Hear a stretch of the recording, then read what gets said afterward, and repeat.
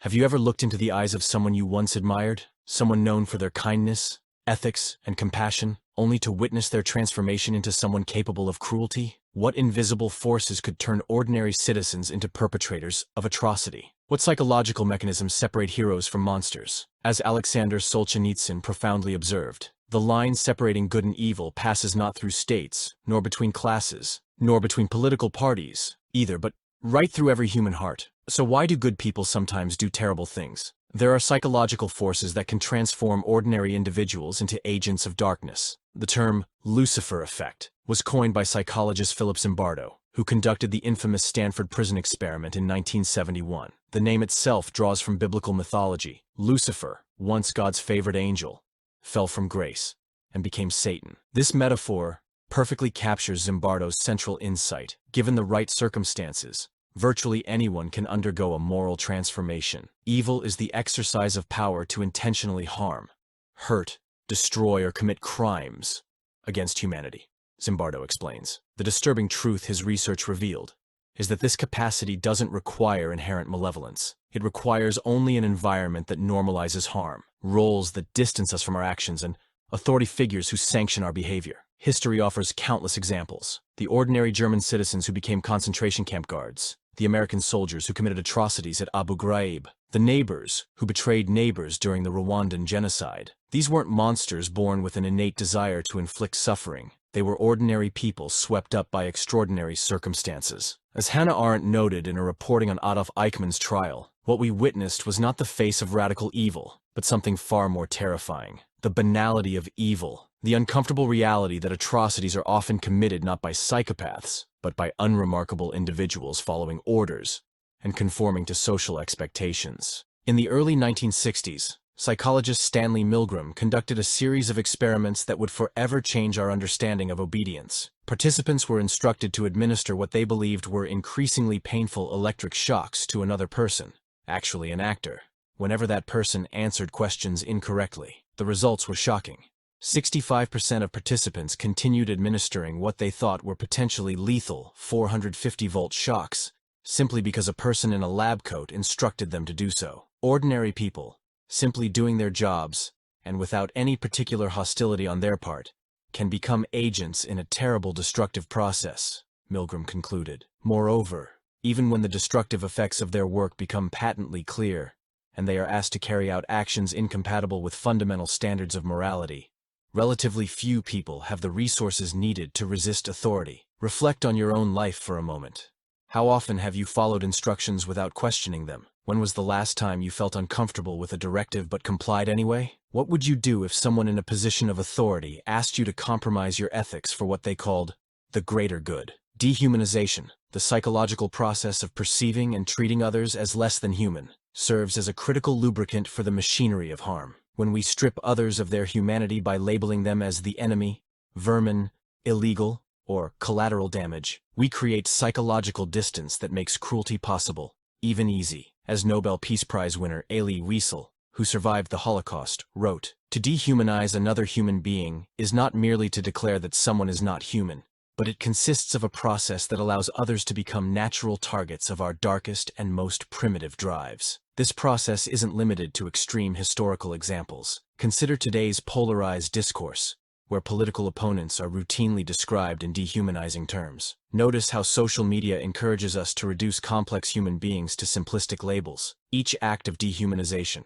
however small, erodes our capacity for empathy and paves the way for potential harm. Perhaps most unsettling of all is how quickly people can adapt to social roles that encourage harmful behavior. In Zimbardo's Stanford prison experiment, college students randomly assigned to be guards in a simulated prison environment began exhibiting sadistic behavior within days, while those assigned to be prisoners showed signs of extreme psychological distress. The experiment, originally planned for 2 weeks, was terminated after just 6 days when the situation spiraled out of control. What was most alarming was how rapidly participants lost their individual moral compass and conformed to the expectations of their assigned roles. "The only thing necessary for the triumph of evil is for good men to do nothing," wrote Edmund Burke. Yet Zimbardo's work suggests something even more disturbing. Often, good people don't just do nothing. They actively participate in evil when their social environment normalizes and rewards it. Social psychologist Solomon Asch demonstrated through his conformity experiments that people will deny obvious facts when faced with group pressure. When everyone around you seems to accept something,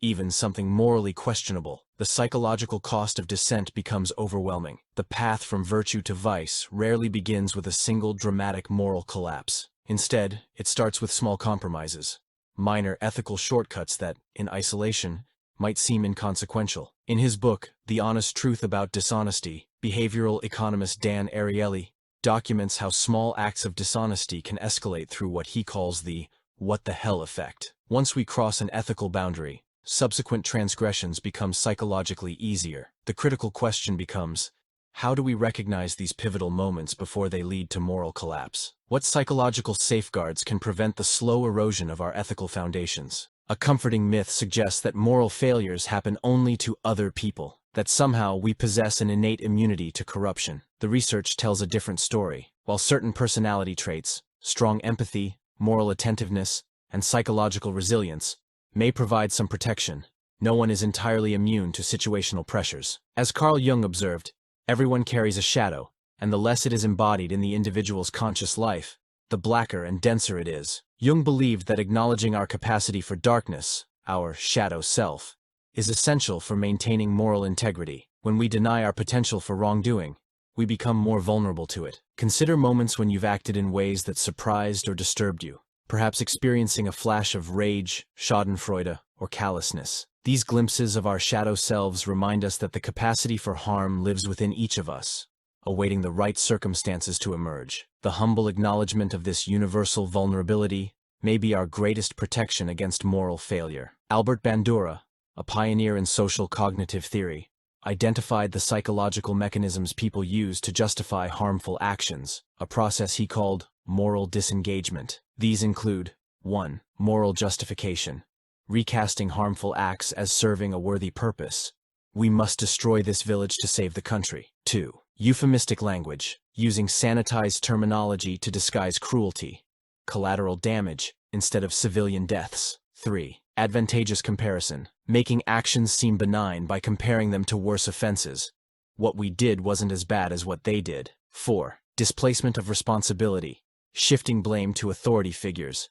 I was just following orders. 5. Diffusion of responsibility, dispersing blame among a group. Everyone was involved. 6. Disregarding consequences, minimizing the harm caused by one's actions. 7. Dehumanization, stripping victims of their humanity. 8. Attribution of blame, claiming victims brought suffering upon themselves. These mechanisms operate in everyday life, not just extreme situations. When a corporation describes mass layoffs as right-sizing, when politicians refer to torture as enhanced interrogation, when we blame victims for their suffering, we're witnessing moral disengagement in action. As George Orwell understood, political language is designed to make lies sound truthful and murder respectable, and to give an appearance of solidity to pure wind. Recognizing these linguistic and psychological manipulations is essential for maintaining moral clarity. How do we resist these powerful forces? Research suggests two crucial protective factors: moral courage and empathy. Moral courage, the willingness to take ethical action regardless of personal consequences, serves as a bulwark against situational pressures. As civil rights activist John Lewis put it, when you see something that is not right, not fair, not just, you have to speak up. You have to say something. You have to do something. Studies of moral exemplars, individuals who risked their lives to help others during genocides and human rights abuses, reveal several common traits: a strong sense of personal responsibility, empathic concern for others, and the courage to act according to their values despite significant personal risk. Empathy, the ability to understand and share the feelings of another, serves as a counterforce to dehumanization. When we truly see others as complex, feeling individuals with their own intrinsic worth, harming them becomes psychologically difficult, if not impossible. Neurological research has identified mirror neurons that fire both when we perform an action and when we observe someone else performing it. This neural foundation for empathy suggests that our capacity to feel with others is biologically hardwired. However, empathy requires cultivation and practice, particularly across tribal, political, or cultural differences.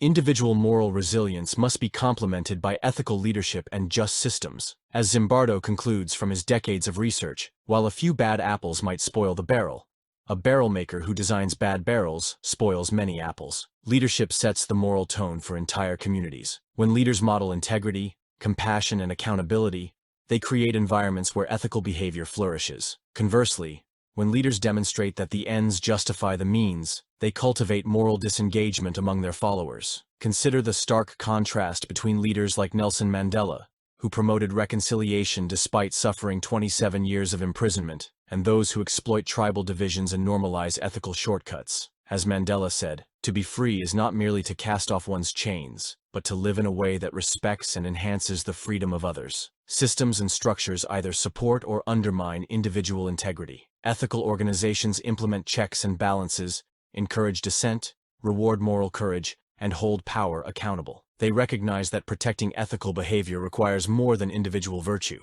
It requires architectures of transparency and accountability. Moral courage isn't an innate trait, but a skill we can develop through deliberate practice. 1. Identify your core values. Clarify the principles that guide your life. What would you be unwilling to compromise, even under pressure? 2. Practice ethical scenario planning. Mentally rehearse challenging moral dilemmas before you encounter them. Research shows that pre-commitment to ethical actions significantly increases the likelihood of following through. 3. Build a community of integrity. Surround yourself with people who share your values and will hold you accountable. As Desmond Tutu observed, you don't choose your family, they are God's gift to you, as you are to them. 4. Start with small acts of courage. Standing up to a microaggression, or speaking an uncomfortable truth in a minor situation, builds the moral muscle needed for more significant challenges. Being attuned to the subtle forces that shape behavior enables you to resist manipulation. 1. Question norms and practices. Regularly ask, just because everyone does this, is it right? Remember that normalcy is not the same as morality. 2. Recognize linguistic manipulation. Be alert to euphemisms, dehumanizing language, and moral justifications that mask harm. 3. Identify slippery slopes. Notice small compromises that could lead to larger ethical violations. 4. Maintain external reference points. Draw wisdom from diverse sources, ethical traditions, philosophical frameworks, and voices outside your immediate environment. In the face of seemingly overwhelming systemic issues, remember that change often begins with individual choices. 1. Practice everyday resistance. Small acts of integrity ripple outward, influencing others and gradually transforming cultures. 2. Create ethical microclimates. Even within challenging systems, you can establish zones of respect, honesty, and compassion. 3. Amplify marginalized voices. Use whatever privilege you have to ensure that dehumanized groups are seen and heard. 4. Document and bear witness. In situations where direct intervention isn't possible, the act of bearing witness preserves truth and dignity. Regular moral self-examination prevents ethical drift. 1. Implement ethical checks. Schedule regular times to reflect on your actions and choices. 2. Seek feedback. Invite trusted others to help you see your blind spots. 3. Practice radical honesty. Acknowledge when you've compromised your values and use these moments as opportunities for growth. 4. Cultivate self-compassion. Recognize that moral development isn't about perfection, but about continuous growth and learning. Philip Zimbardo, after decades of studying how good people turn evil, now focuses on what he calls the heroic imagination, our capacity to act heroically in challenging circumstances. The key to heroism, Zimbardo suggests, is 2 things. 1 is a situation that calls for a heroic decision, and the second is a person who's ready to act heroically. Heroism in this context doesn't require extraordinary abilities or dramatic rescues. It means choosing integrity when it would be easier to look away, speaking truth when silence is more comfortable, and extending compassion when fear or prejudice would be simpler. Ordinary heroes surround us. The teacher who intervenes when a student is bullied, the employee who reports unethical practices despite personal risk, the bystander who confronts harassment on public transportation. These seemingly small acts represent the heroic imagination in action. As we conclude this exploration, we arrive at perhaps the most profound insight of all, the recognition that our moral choices create ripples that extend far beyond our individual lives. Martin Luther King Jr.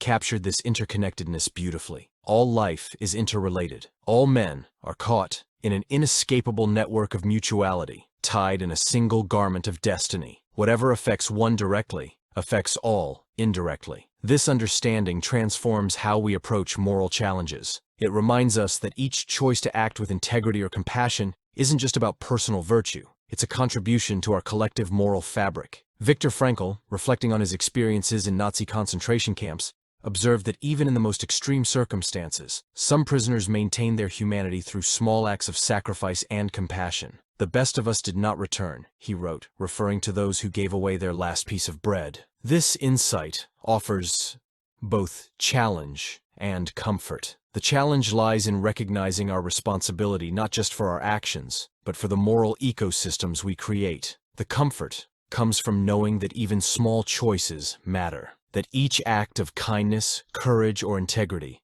contributes to a more humane world. The battle between good and evil isn't fought primarily in grand ideological conflicts or distant battlefields. It unfolds in the mundane choices we make each day, in how we speak to the customer service representative who can't solve our problem, in whether we remain silent when a colleague is mistreated, in how we respond when taking an ethical shortcut would make our lives easier. As you move forward from this exploration of the Lucifer effect, I invite you to carry these questions with you. How will you cultivate the moral courage to act according to your deepest values, even when doing so comes at a cost? What practices will help you maintain empathy for those different from you, especially those society marginalizes? How might you use your sphere of influence, however small it may seem, to create environments where ethical behavior is expected and celebrated? What will you do the next time you witness injustice? Will you turn away, or will you find the courage to stand for what is right? Remember, in the words of anthropologist Margaret Mead, never doubt